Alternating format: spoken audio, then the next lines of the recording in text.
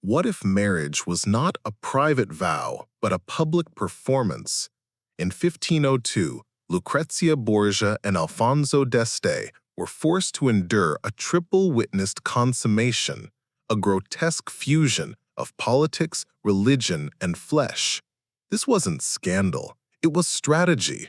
Their story reveals how power rewrote the rules of intimacy and how one woman turned surveillance into survival. Watch this 10-part series to uncover the night that transformed European politics forever. Before dawn in Ferrara, three exhausted witnesses stepped out of the shadows, clutching parchments that would alter the destiny of Europe. Behind them lay Lucrezia Borgia and Alfonso d'Este, newlyweds who had just endured the most invasive wedding night in history. This was no romance. It was a contract sealed in flesh, documented stroke by stroke, transforming private intimacy into public theater. How did a young duchess turn humiliation into power? And why would her ordeal echo across Europe for centuries? Don't miss a moment. Hit subscribe, give this video a like, and stay with us until the very end of this story. Every part reveals a new layer of betrayal, endurance, and power. The sun had not yet broken over Rome's 7 hills when the witnesses stepped from their shadowed posts, eyes raw, fingers ink-stained, ears still ringing with the sounds they were paid to hear. Quills had rasped through the night like tiny saws, carving what no holy scripture ever intended to contain. In the chamber behind them, silk curtains exhaled the last heat of bodies, and Lucrezia Borgia, only 22, lay beside Alfonso d'Este while the final notes were set. 3 times over, each line a seal no army could batter down. They had counted 3 consummations since sunset. Not rumors, not gossip. Observed, documented, verified. Not debauchery, policy. Heavy breathing had not been passion, but the forging of dynasties. Murmured confirmations were not endearments, but treaties signed in flesh where ink would not suffice. These men were not voyeurs. They were artisans of a new order, in which performance in a bed determined outcomes on a battlefield. What altar could sanction such spectacle? What priest could bless a union whose validity depended on witnesses stationed beyond a door left just ajar? To understand how wedding beds became theaters of state, wind the clock back 6 weeks to a vaulted room where coins chimed like funeral bells. 100,000 gold ducats had tumbled across Vatican counting tables, each bright circle buying down disgust and buying up obedience. Contracts stacked like fortifications, clauses in ecclesiastical Latin blushed where man in scarlet would not. The delegation from Ferrara demanded more than gold: lands, exemptions, assurances, and something unspoken, heavy as incense. Proof. Not just papers. Proof that the marriage would be real in every sense and publicly undeniable.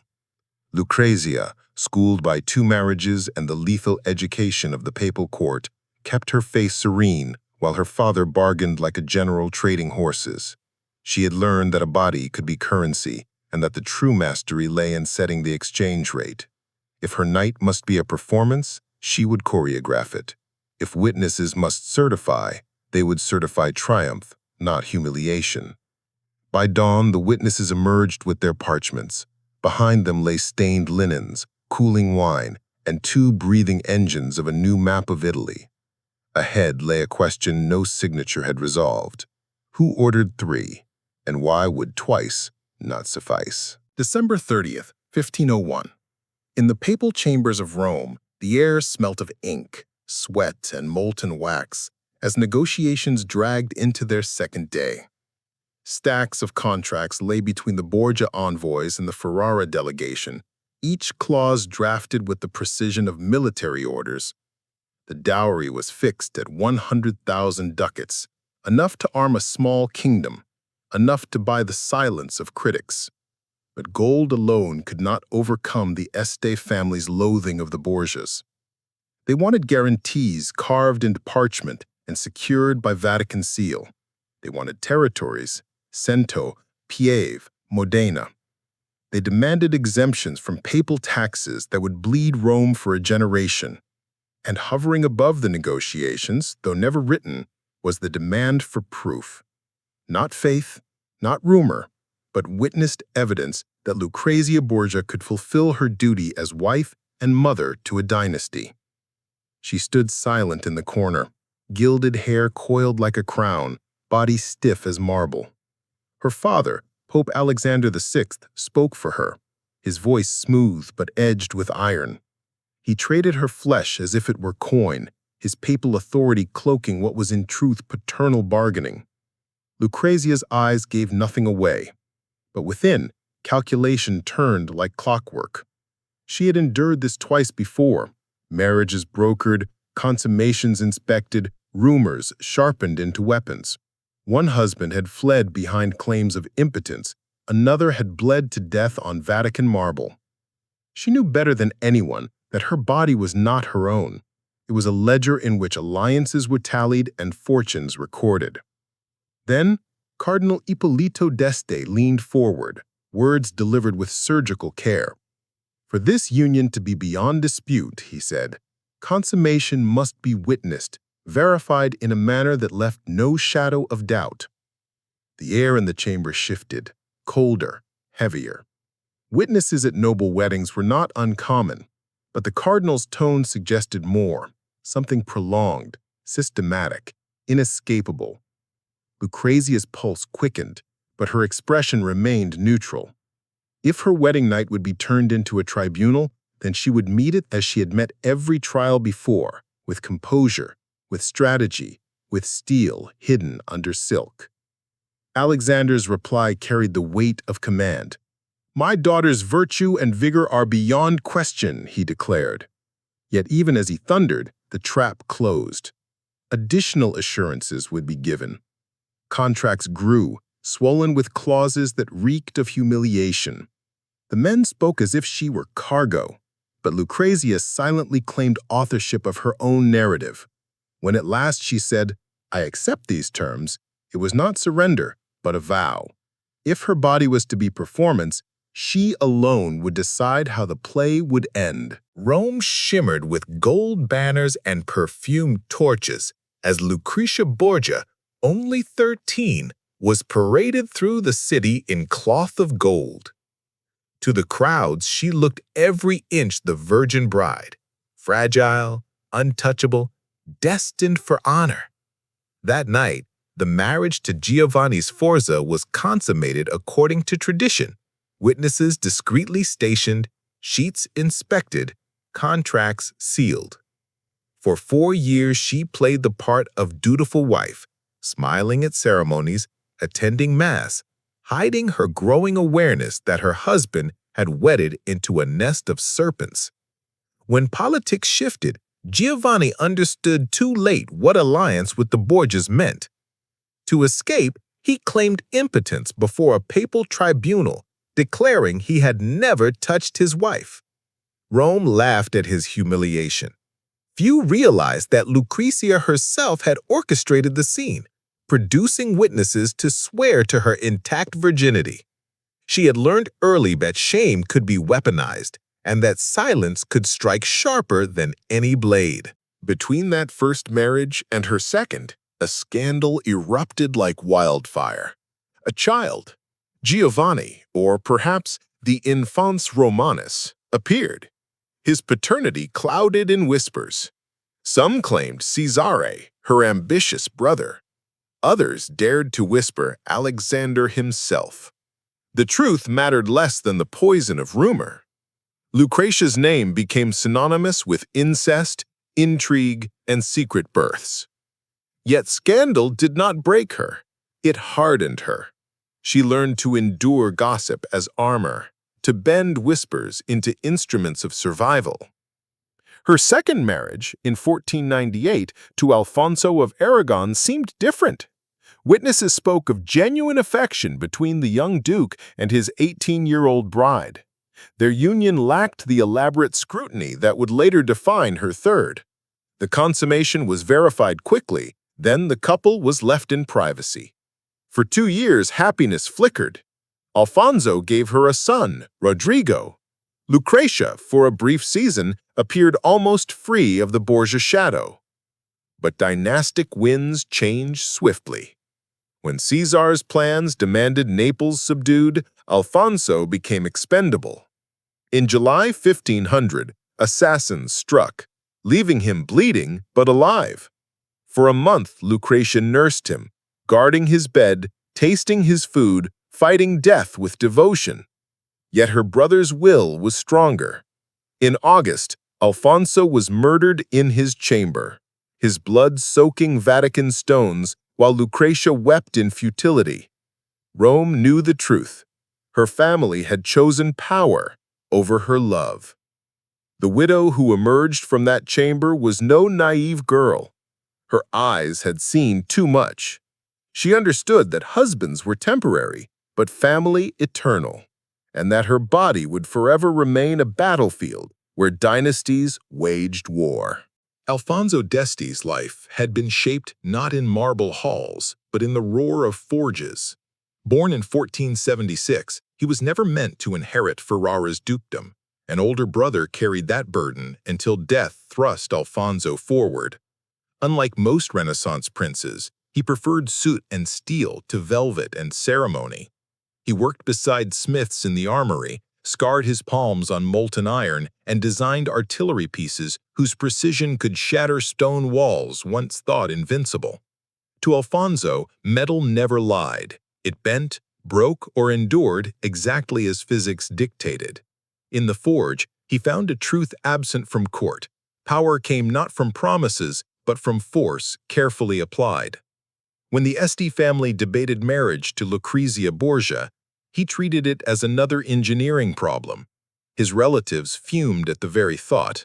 Isabella d'Este, his proud sister in Mantua, wrote letters dripping with contempt for the Borgias, foreign upstarts, drenched in scandal, their pope a Spaniard accused of every sin. Cardinal Ippolito sought alternatives, arguing that aligning with Rome's most infamous family would taint Ferrara's legacy. But Alfonso calculated differently. Venice pressed at Ferrara's eastern borders. France loomed from the north. Without papal alliance, Ferrara risked being devoured. 100,000 ducats could fund fortifications, buy cannons, pay soldiers. More valuable still was papal protection, a shield against enemies eager to seize Este lands. Alfonso did not indulge in romance or protestations. He examined the contract as he might a set of cannon blueprints, assessing inputs, outputs, and tolerances. Where another groom might have blanched at the requirement for witnessed consummation, he nodded with the same calm he gave to metal casting temperatures. 3 acts performed and recorded would secure a dynastic survival as surely as artillery secured a fortress. It was this pragmatism that set him apart.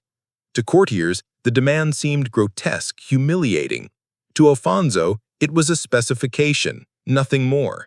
He understood better than most that marriage was warfare by other means, and that documentation could be as decisive as gunpowder. He had endured one failed union annulled for non-consummation. Irony demanded that now he prove himself 3 times over. Where others saw insult, he saw necessity. By January 1502, as contracts thickened and whispers spread, Alfonso began drafting his own notes, travel plans, security details, even contingency measures for the wedding night. They read less like love letters than battle orders. Yet destiny was about to throw him into a meeting that would disrupt all calculations, a face-to-face encounter with Lucrezia Borgia herself. January 30th, 1502. Bologna's Bentivoglio Palace flickered with torchlight. Chosen as neutral ground for the meeting neither bride nor groom had expected. 2 days before the wedding, political necessity demanded a face-to-face encounter. But what unfolded inside that chamber could not be scripted. Lucrezia Borgia arrived first. Her ladies had begged her to wear cloth of gold, to dazzle with jewels, but she dismissed them. Instead, she chose burgundy velvet, deep and sober. the color of endurance rather than triumph. She stood beside a window where pale winter light struck her hair, letting its gold glimmer without ornament. The message was deliberate. Let him see the woman, not the dowry. Let him meet Lucrezia, not the legend whispered across Europe. When Alfonso d'Este entered, he carried none of the courtly flourishes expected of a duke's heir. No bow, no rehearsed compliments. He simply stopped, studied her, and spoke. "You are not what I expected." For a heartbeat, silence thickened. Then Lucrezia laughed, an unpracticed, genuine sound, and answered, "Neither are you." In that moment, formality cracked. They spoke for hours, wandering far from protocol. He showed her the scars on his hands, earned at the forge. She confessed exhaustion from endless Vatican pageantry. He described cannons, their weight, their angles, their perfection of force. She admitted the bitter education of surviving 2 dead husbands. It was not romance, but recognition. 2 people who had both been forced into roles, yet had carved strength from them. Witnesses recorded the shift in the room. What was meant to be duty became conversation. What should have been wary distance grew into measured interest. When Alfonso mentioned the triple consummation, she did not blush. Instead, she asked calmly, "3 times?" And when he confirmed, she replied, "Then we had better like each other." As they parted, he lifted her hand, not to kiss, but to examine the palm. "Soft," he murmured, "but strong underneath, like steel." She touched one of his scars. We all bear marks from our work. Fingers lingered too long before releasing. Neither court had planned for this spark. Desire was dangerous, affection more so. In 2 days, their performance would be witnessed by strangers. Tonight, they had discovered something nobody had bargained for, the possibility of truth. February 2nd, 1502. The feast of the Purification of the Virgin drew bells across Ferrara, their echoes clanging with irony. On the day devoted to Mary's spotless purity, Lucrezia Borgia prepared to play the Virgin Bride once more. Though she had buried one husband, seen another's blood soak Vatican marble, and borne a child whispered about in scandal. Nuns bathed her in scented water, chanting hymns to chastity while ladies wove pearls through her famous golden hair. Each ritual was theater. Everyone knew the truth, but ritual demanded performance. Alfonso d'Este waited at the cathedral, not in silks, but in armor, functional and unadorned, sending a message that this alliance was forged by strength, not sentiment. When Lucrezia entered, her gown answered him in kind. White silk shot with gold thread that flashed like drawn blades, a train unfurling behind her like conquered territory. She was armed for battle of another kind. The Mass unfolded with layers of double meaning. Cardinal Ippolito d'Este, Alfonso's brother, presided with careful precision. His blessings for fruitfulness spoke not of faith, but of heirs. His invocation of God's will carried the weight of papal contracts. When he blessed the marriage bed, his words lingered. "This bed will bear more blessing than most." Every listener knew what that meant. Most unsettling was his homily on purity. He spoke of vessels chosen for divine purpose, eyes fixed on Lucrezia, as though her body itself were consecrated to political necessity. The holy text blurred into subtext, the sermon into warning. Tonight, her flesh would serve not God, but dynasty. At the high table during the feast, tension thickened. Every toast carried double meaning. Every jest about wedding nights drew uneasy laughter. Guests knew the real test had not yet begun. Behind the grandeur, in quiet alcoves, another set of men prepared. Physicians, notaries, and secretaries, equipped with ink, seals, and the cold detachment of science. They were not here for food or music. Their task awaited at midnight. As torches guttered low and the final songs faded, the bedding ceremony began. Ladies undressed Lucrezia under watchful eyes, while servants prepared fresh linens for inspection. Across the corridor, Alfonso dismissed his attendants and tightened his armor of composure. Behind a slightly open door, quills were readied, inkwells tested, candles trimmed. The sacred rite was done.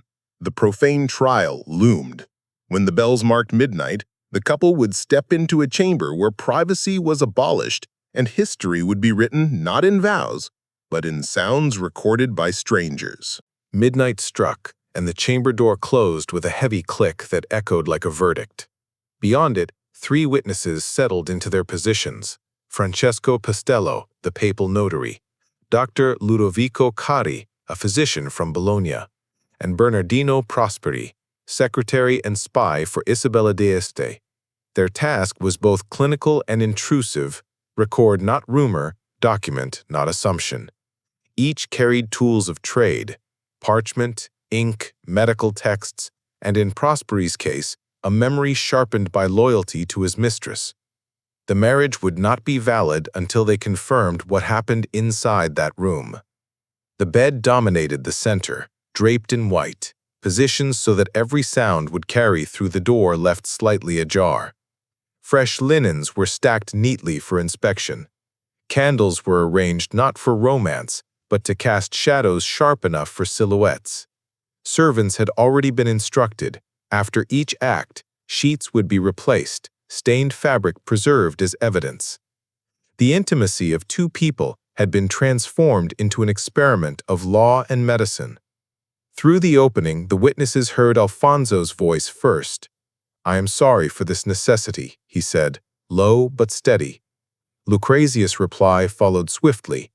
"We are both instruments tonight. Let us be instruments together." It was not the dialogue of puppets, but of conspirators, acknowledging the grotesque stage on which they must perform. Costello recorded the exact time of commencement, 12:47. Cari noted that both parties appeared healthy, capable of duty. Prosperi added more personal detail: the rustle of silk falling, a sharp breath, uncertain whether pain or anticipation, and then the creak of rope beds. Soon rhythmic sounds confirmed what no parchment should ever need to prove. This first act was not the brutal claiming so many dreaded. Witnesses detected a surprising gentleness: no cries of distress, no forced violence.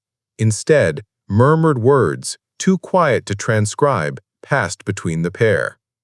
At one point, Prosperi swore he heard laughter quickly suppressed. Where most couples under such scrutiny faltered, Alfonso and Lucrezia found rhythm and composure. At 1:23, Alfonso spoke the agreed phrase: "The first seal is set." The witnesses marked it. Servants entered, collected the stained linens, and laid fresh sheets. Cari examined them with clinical detachment, noting traces of blood, though all suspected it came from a vial of chicken blood prepared in advance. Regardless, the evidence sufficed. The marriage was legitimate. Yet as wine was poured to restore strength, Alfonso's voice carried again. Once proves capacity, twice proves vigor. The witnesses exchanged uneasy glances. The night was far from finished. The chamber grew hushed after the first act, silence broken only by servants carrying away linens as though they were sacred relics. Fresh sheets were laid, wine poured, and the witnesses adjusted their inkwells for another round of listening. Alfonso d'Este sat on the edge of the bed, shoulders heavy, drawing breath like a soldier between battles.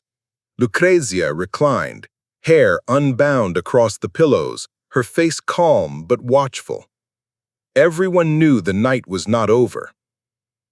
At 2:15, Costello recorded, "Second attempt begins."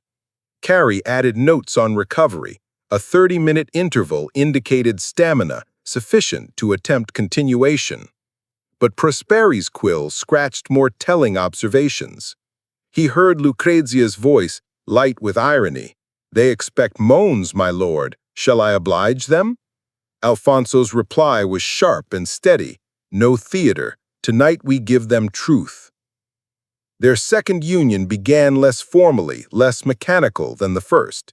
Fatigue weighed on them both, yet something different emerged, an awareness of partnership. The witnesses caught muffled laughter when a water pitcher was knocked over, the clatter followed by hushed curses. The bed ropes groaned under shifting positions, adjusted not for spectacle but for endurance. This was no conquest, but negotiation, two bodies cooperating under impossible scrutiny.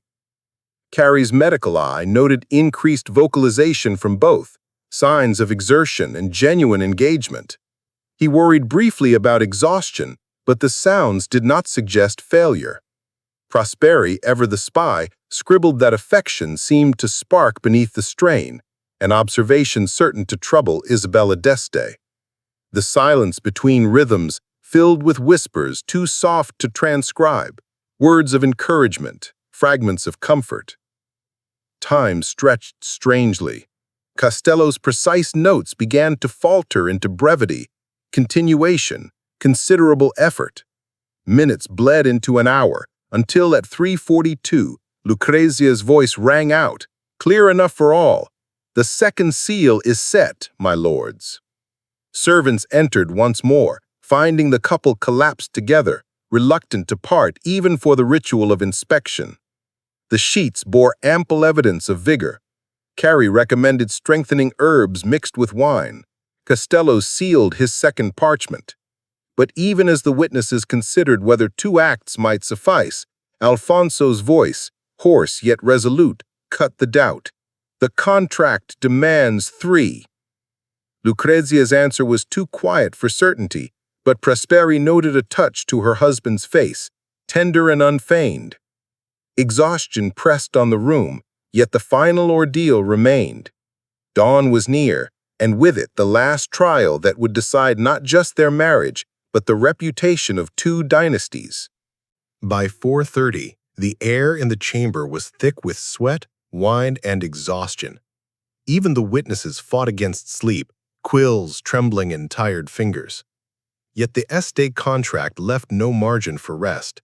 3 consummations were required, 3 seals to bind alliance with flesh. The notary, Costello, prepared his final parchment. Carrie stirred bitter herbs into a goblet of wine. Prosperi sharpened his quill as if for battle. Inside the chamber, Alfonso leaned back against the bedpost, chest heaving. "I am not sure I can," he admitted, voice hoarse. Lucrezia turned to him, her tone steel wrapped in silk. "You can. We have come too far to falter." In Prosperi's notes, this moment became pivotal. The bride was no longer passive, but commander. The widow who had survived 2 husbands now marshaled her strength to carry the third through. The witnesses heard sounds different from earlier efforts. Less rhythm, more labor. Breath dragged through clenched teeth. Encouragement spilled from Lucrezia's lips, coaxing, steadying, almost guiding. "Almost there. Stay with me. This is for us." Alfonso answered in gasps, his endurance stretched to breaking. Carrie frowned, concerned for lasting damage, but the contract was merciless. Politics demanded proof, even at the expense of health. Then came an unexpected shift.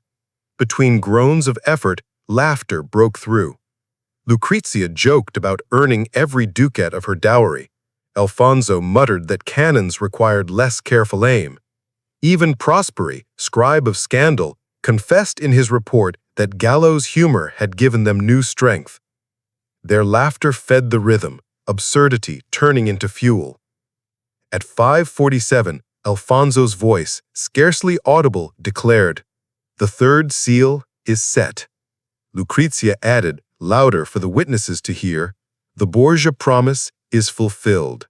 Let none doubt Este vigor or Borgia determination." Silence followed, heavy as dawn itself. Then, astonishingly, slow applause. Prosperi clapped, followed by the others, a human acknowledgement of an inhuman ordeal. Servants found the couple entwined, too weary to separate. The final linens bore scant evidence, but enough to satisfy law. Costello sealed his third parchment. 3 acts, 3 records, 3 pieces of evidence that would echo through Europe. Outside, the first light of morning bled across Ferrara. Inside, 2 bodies lay wrecked by duty, yet bound together by triumph. The ordeal was over, but its cost had only begun to unfold. September 5th, 1502. The bells of Ferrara tolled not for celebration, but for sorrow. 7 months after the triple consummation, Lucrezia Borgia lay in her chamber fighting for her life. Labor had come early, harsh and unrelenting, and the child, a daughter, was baptized before drawing her last breath. The silence that followed was more piercing than any cry. Blood soaked his sheets, physicians whispered of fever, and courtiers began to mutter that February's ordeal had claimed its payment. For days she lingered between worlds. Delirium blurred prayers and memories. Alfonso's exhausted smile at dawn, the applause of witnesses, her father's congratulatory letters. When at last her eyes cleared, her first words stunned those gathered. Did the documentation reach Rome? Even on the edge of death, she thought not of her lost child, but of alliance. Politics first, woman second. That was survival in the Borgia world. The physicians recorded the toll. Lucrezia's body, damaged by the brutal trial of triple proof, never fully recovered. Miscarriages would follow, each one a ghostly reminder of that wedding night. Dr. Kari, who had listened through the chamber door, confided privately that the excessive demands might have weakened her forever. Yet his observation mattered little. The marriage had been secured. The Este alliance was ironclad. What followed was stranger than grief. The Borgia Protocol spread like contagion across Europe. Within months, noble families began demanding witnessed consummations of their own, citing Ferrara as precedent. French courtiers spoke of triple acts as safeguard. German princes added clauses to contracts, and architects designed bedchambers optimized for observation. What began as scandal hardened into custom. Lucrezia understood the new reality better than anyone. If her body was to be ledger, she would hold the pen. Soon, whispers tied her name to Francesco Gonzaga, Isabella d'Este's husband. Whether affair or rumor mattered less than timing. Evidence of his desire surfaced precisely when Lucrezia required leverage. She had learned the lesson of February. Documentation was power, whether in bloody linens or intercepted letters. Her marriage to Alfonso endured, evolving into partnership rather than romance. He did not rage at her strategies. He recognized her mastery of the same game he played with cannon and stone. Together they ruled Ferrara with pragmatism, each understanding that their marriage bed had been battlefield, and their survival a kind of victory. The witnesses thought they had documented humiliation. In truth, they had recorded the birth of a new weapon, sexuality deployed with precision, intimacy transformed into statecraft. And Lucrezia, survivor of scandal and sacrifice, became its master. What shocked you the most about Lucrezia Borgia's ordeal? The witnessed wedding night, the political bargaining, or the price she paid afterward? Share your thoughts below. If this story left you stunned, tap subscribe and like, and then continue with our next video, another hidden chapter of history that will change how you see the past forever.